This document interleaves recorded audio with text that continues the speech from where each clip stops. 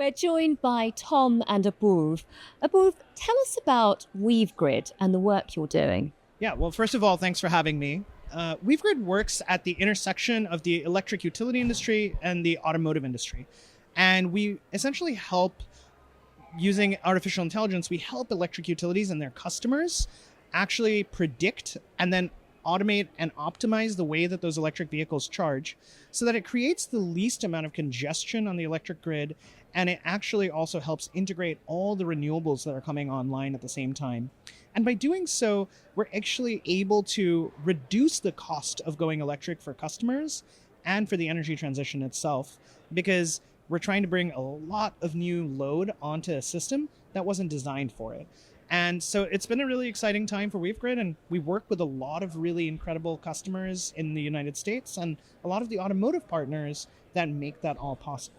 Wow, and this is a great way of incentivizing more people to turn electric. Yeah, exactly. It's really about kind of building that systems solution.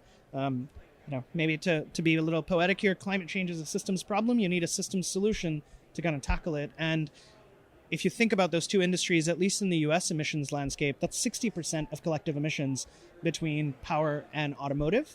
And if we can actually find a way to create a flywheel between reducing the cost of charging, at the same time also reducing the cost of the grid and increasing grid resilience, I think that could be really powerful. So that's what WeaveGrid does. Great. And Tom, stepping back, looking at the industry more broadly, what are the challenges of decarbonisation for utilities? Yeah, well, I'm really excited by what WeaveGrid is doing, because we know electricity is incredibly important to decarbonizing our entire economy. But as Bruce said, it's very hard to interconnect that new electric load. So we're seeing it with EVs. I see it with my clients with data centers and the big push we see there. We see it with industrial decarbonization that's going to electrify.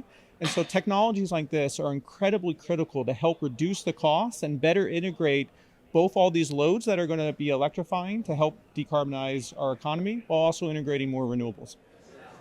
Thanks very much, both of you, for joining us, Tom and Apoorv. Thank you. Thank you.